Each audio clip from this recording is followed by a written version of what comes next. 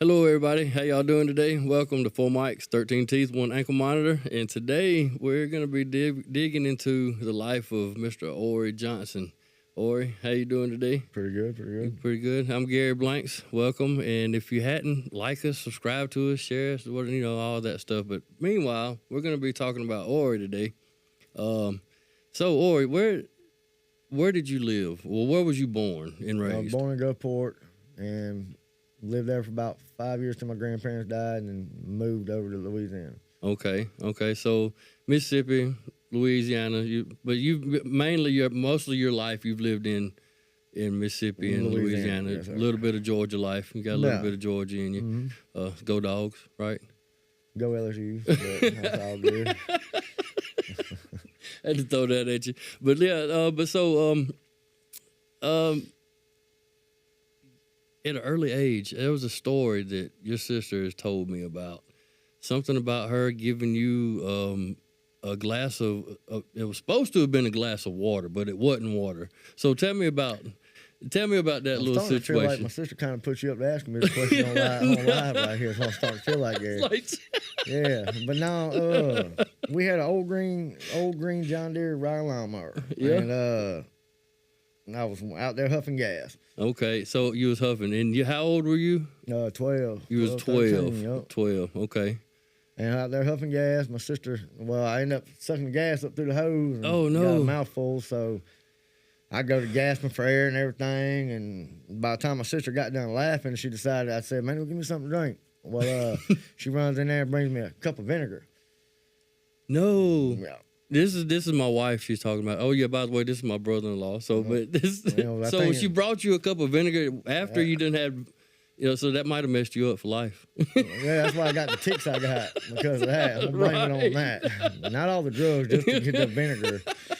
But right, a lot of that was from my So does it give you flashbacks when you eat salt and vinegar chips and stuff like that? Does that give you flashbacks? I know not to mix gas and vinegar. I know that much. I do know that. Right. So, but you was 12, and that was kind of... That's where I got my start.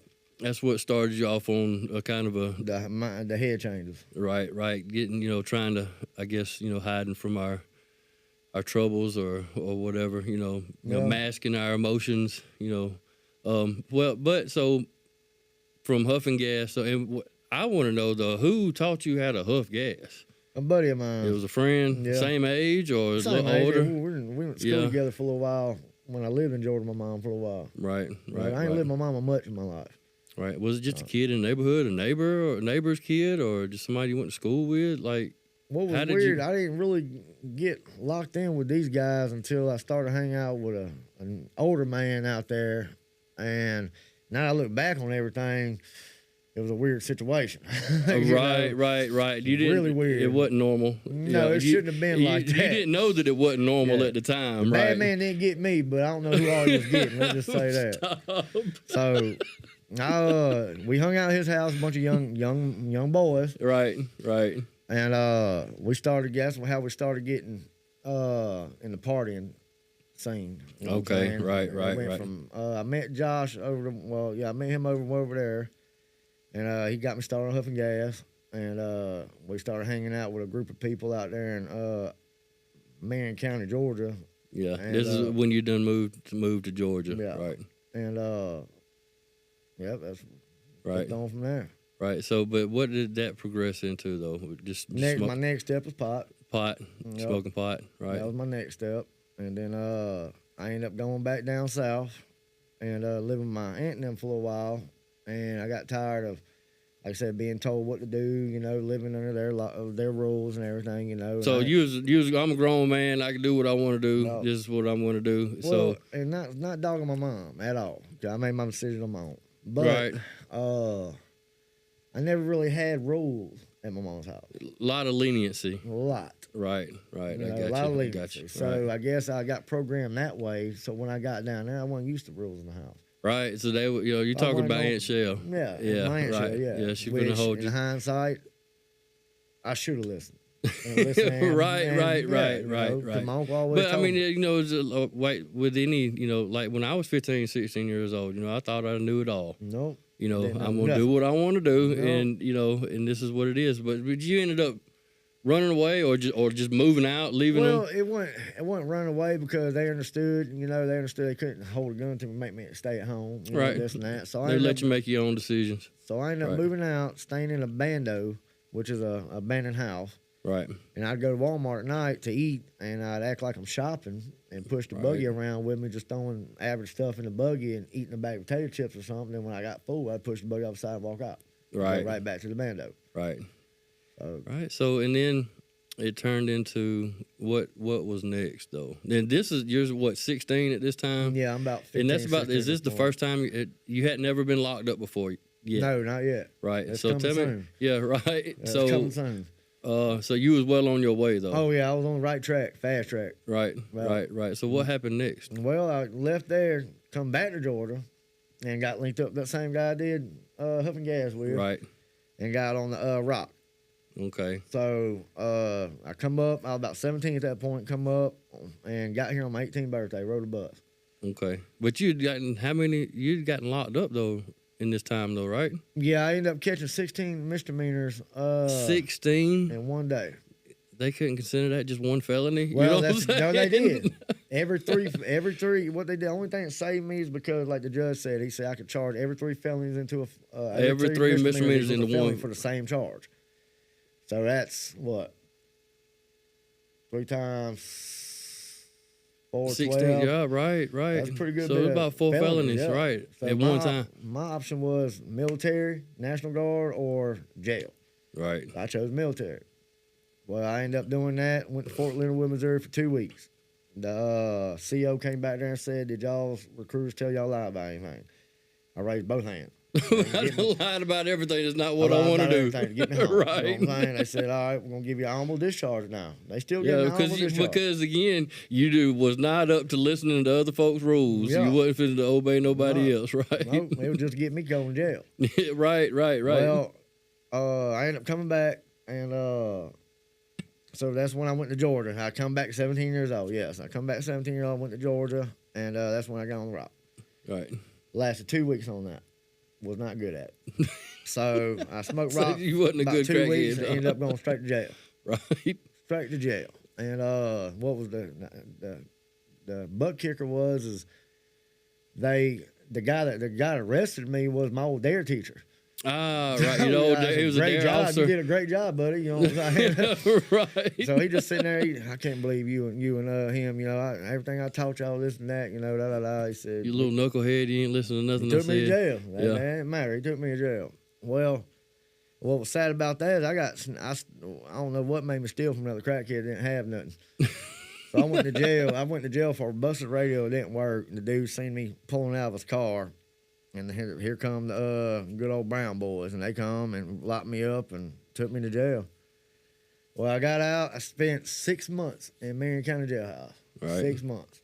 And that's because the sheriff had problems with my mother years ago over land. So he straight told me, he said, "You ain't getting no visitation. We ain't letting you on detail because you got rabbit in you," because they had to chase me down. Yeah, they know How I you got finna caught run. is I was on foot and it was raining. And I went to jump over a fence. Well, I didn't know it was electric. Man, I reached down and grabbed that electric fence. It buzzed me, man. I let go of it again. I don't know what made me grab it the second time. Grabbed the second time, put me in the ground, man. I woke up with the officer's boot kicking me. "Come on, Mr. Johnson, you're going to jail. We got you." Oh man. No. Oh man. So this is at 17. 17, Right. 18. Right. And then you got a little worse. Yeah, and I ended up wanting to give him money end up.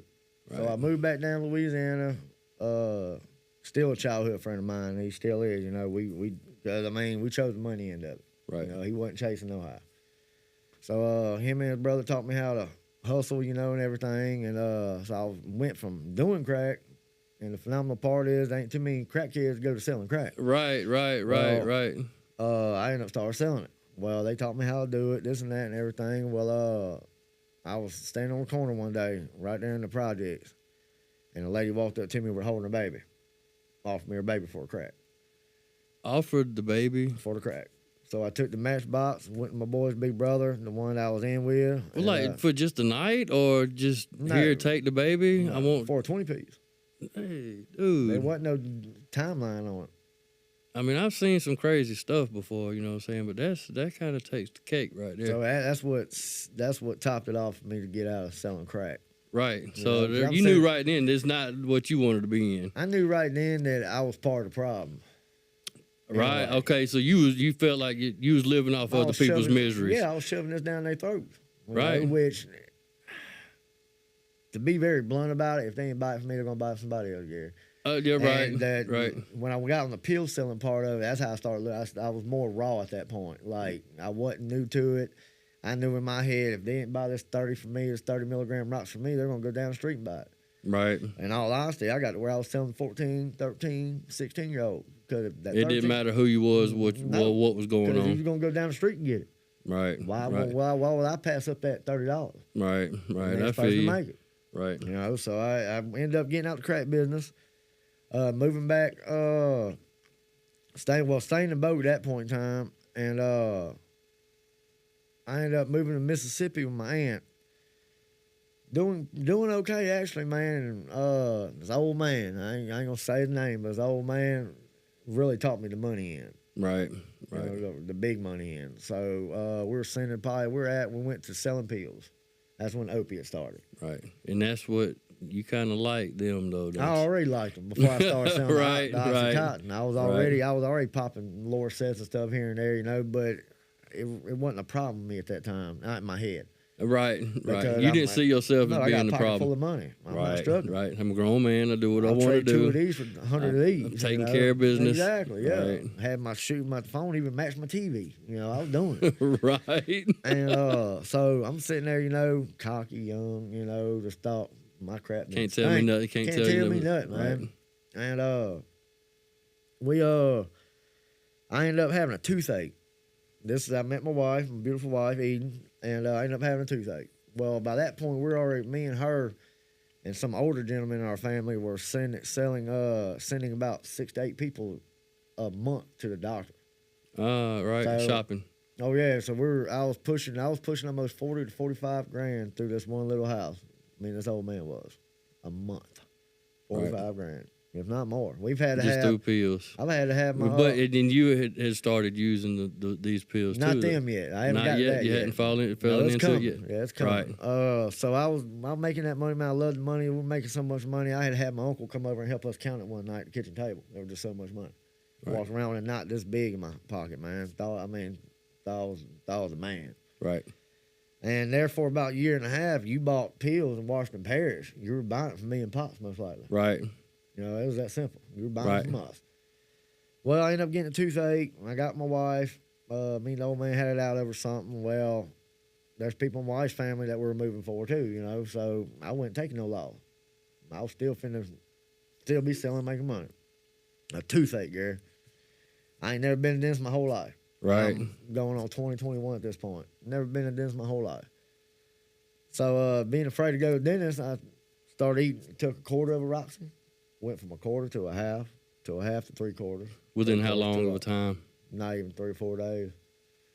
I got to where I liked it. It was stronger. You felt that it was you stronger than lower liked it. sets. Oh yeah, it was stronger than the lower sets. Right. Itch, you know, ducking, you know, it was stronger. Right. Then it went from I was starting to have to pull money out my profit to put with the re-up money. And to me, if anybody's ever in that situation and that starts to unfold, Get there's out something of it. wrong there. You're going to have to choose one or two because you're going to fail at one. Right. And it's most likely going to be the money in. Right. You know, Right. chasing ain't, And ain't, then ain't hard to chase. why I've got him going through this whole little deal out here, y'all, is to show you that no matter what you do, one way or the other, you're gonna end up using. Well, and it may not be Regardless of how much money you're making, That it may not be the drug and who you're you, right? Like exactly, I it got might not homeboys even be right what you got going on. It's you're gonna fall into something else. Who we hang around is who we're gonna be, and that living that type of lifestyle that Orry's been living. There's only one direction, and that's you're gonna fall down into it. Well, there's you know? a catch to it, man. The guys I did business with, Gary, were like, it was a weakness. It was a lot of guys I messed around with was all about money. Yeah, Any addiction was a weakness in them. Right. They get to where they steer away from it. Right. And I started realizing that. I started seeing it. You know, I started losing respect. you know, because they just see me falling down. Right. And then it got to where they wouldn't even hand me their pill bottle cell phone. Right, because they can't trust you. No, right, and you probably couldn't even trust yourself. No, right. because it got to where I was starting to owe them. Right. At the end of the month. So then, by that point, me and my wife would pull jack moves, front door, back door moves on you. Yeah. You know, just to get his money back to him. Because there was times we fake bust. To where I told him, man, I had to flush the whole bottle. Yeah. No, we did the whole bottle, but you know, I'm telling you, I flushed the whole bottle. Yeah. Police got behind me, homie. I had to throw it out the window. All that. Yeah. We've been there. We've done that. Yeah, you know, that's a lifestyle. That's that lifestyle. So, but basically, though, this lifestyle ended up killing you. You've been dead twice. Oh, it progressed from the pills. I was already at the opiate scene at that point. Well, it got to where the Roxy wasn't cutting no more. Right. Well, I tried getting back into money into things. So what I did was I had a homeboy come from New Orleans, Louisiana, with some dog food, which that's what we call heroin. Yeah, down there. right. Or boy. He come over there, and my pop told me, the guy I was selling for to begin with, he told me, he said, Orry, he said, when you release this in this small town, heroin wasn't big in that town yet. He said, when you release this, he said, you're going to start a wildfire. Yeah. So till this day, I still hold myself to blame a lot for that town of Bogalusa being all heroin addicts. So you feel that these folks in there didn't know nothing about it, ain't never heard nothing about it. It was there hit and miss, but it was all still pain pills at that point. Right. They wasn't even making fake pills yet. Nobody had pill stamp machine. Nobody had stamp machine, none of that yet. So, and he told me, he said, Orry, when you he said, you see how these crackheads are. They'll steal your bicycle, hooked to a pole. He said, they'll take the pole too. Well, that's what he told me. He said, now when you release this, he said they're gonna start stealing the pole, the chain, and the bike. Right. He said because it's gonna go to. He said, you see how quick pills took over. He said, what do you think heroin's finna do? I said, well, Pa, I want to see what the money finna bring on. You know, yeah, you didn't care. You still in that mindset. You didn't care. You trying to make the money. Oh yeah. Right. So you was addicted to money more than anything. And that's what I'm gonna tell you, Gary. All these dope dealers. And I don't care if they see this or not either. All these dope dealers walk around with their heads up in the air, think they better than the rock kid, the fiend. Let me tell you something. You're addicted to that money just like that person addicted to that drug. Right. It's that simple. Come on with it. You'll kill behind it just like that rock kid will kill behind it. It's that simple. We know guys that had their heads cut off from the back seat of a car. This is when the heroin started taking over. Right. Body started dropping, man. Yeah. Body started. Well, I remember going to my homeboy and I'm like, man, I want to see what the fuss is about. I was already on pain pills. I was out that day. So here we go. I said, I want to see what the fuss is about. So you opened your own bag. And I'll say his name because if I listened to him, he'd saved my life. This dude, Brandon. He looked at me and said, Orry, I don't want y'all doing this, man. He had it on him. And I said, Brandon, I'm going to try it, man. He said, Orry, I want to give this to you. He said, this right here bites you. It's going to bite you. Man, you know, I'm a grown man. Gary, when I hit that first line, me and my wife both hit the first line. When we hit that first line, it was so heavy and... No disrespect, the best way I can make this equal to is time you spend with your wife or your female friend. Got you. It's you. up there with that, Hoss. Right. Sometimes better. Right. You'll choose that over that. So this is something that you went to chasing that afterwards. Oh, I was chasing. Right. Robbing, stealing. Like, it wasn't nothing for me to come up to you, stick a gun to your head and tell you and show me lint. Right. And I'm talking about you be my best friend. I'll be sitting there, we be talking like we are right now, Gary. And as soon as we get up, and I know I'm ready for it. It's been 6 hours and that Jonas starts, I'm gonna rob you. Yeah. It didn't matter, man. And there's a lot of bridges I can't build back because of that. I burnt. So fast forward a little bit though. So you heavy into your addiction now. You head over heels. You chasing, doing whatever. Right. So did you ever overdose on heroin? On regular, just heroin. See, right. I know the other one is. We'll get to that in just a minute. Just heroin. That was my first OD.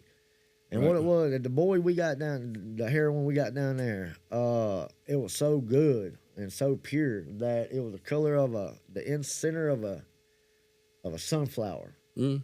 It was light tan, like khaki on the outside. And we broke it open. It was dark brown, like a sunflower, the center of a sunflower. Yeah. That's when you know you got it.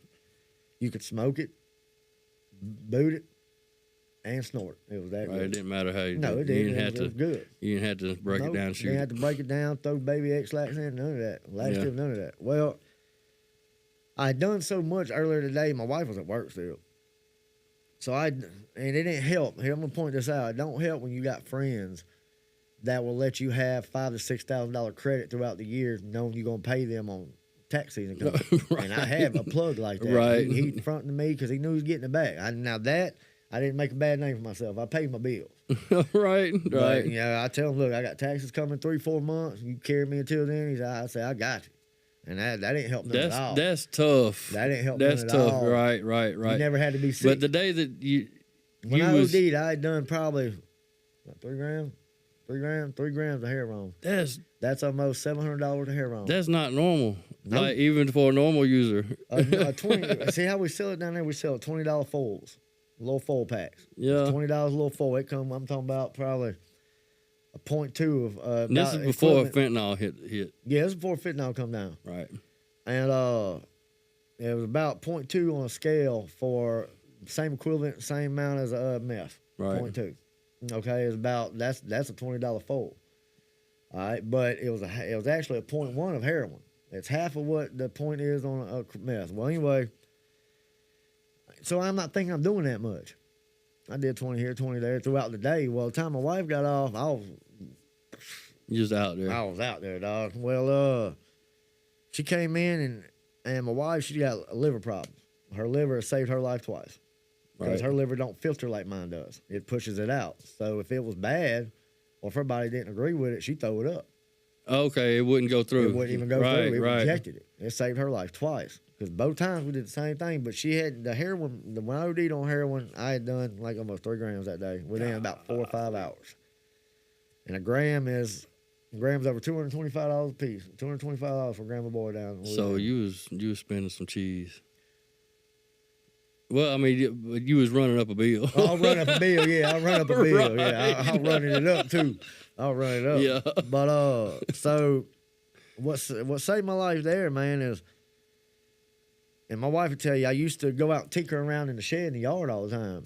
Well, I was out there when I did that last bump, mate eating sick, she stayed inside. I went out there messing around the shed. Well, something come across me, Gary. I was thirsty.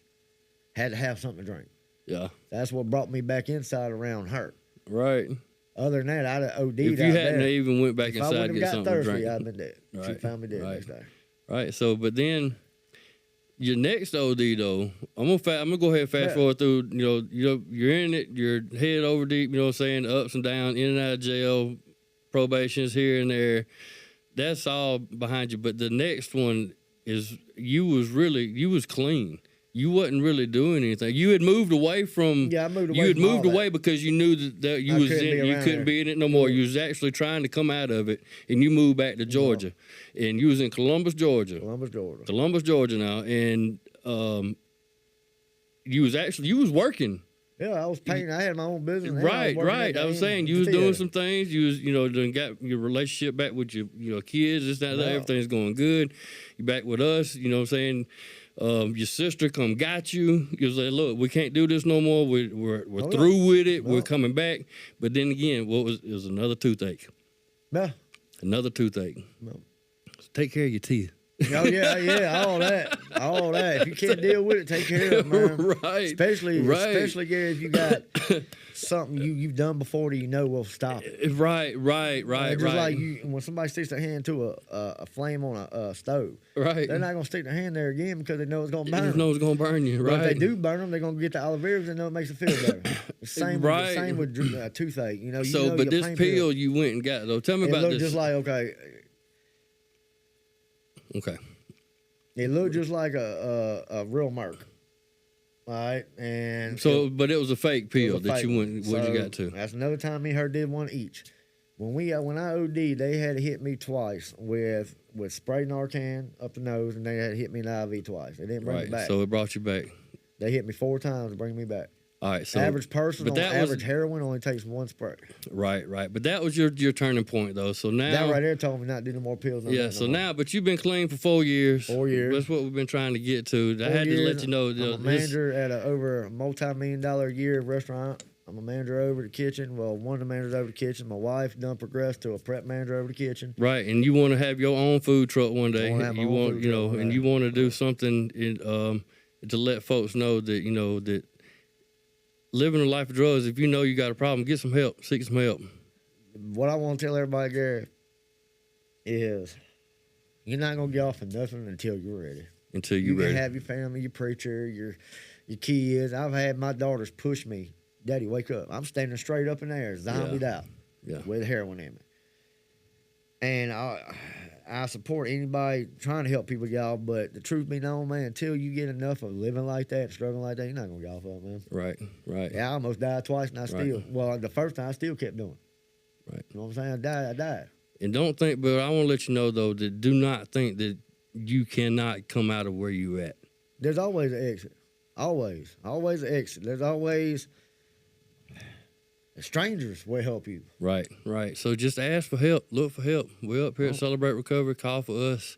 We love you guys. Sorry we don't run up all the time. All We good. got so we could talk all day, but this man right here has come through it, been through it. We do 4 years clean. We do recover, regardless of what you've been through. You can ask for help, man. And ask Jesus Christ. Talk to God. He will do it for you. Y'all come see us up here. We love you. Jesus Christ loves you. Y'all have a blessed day.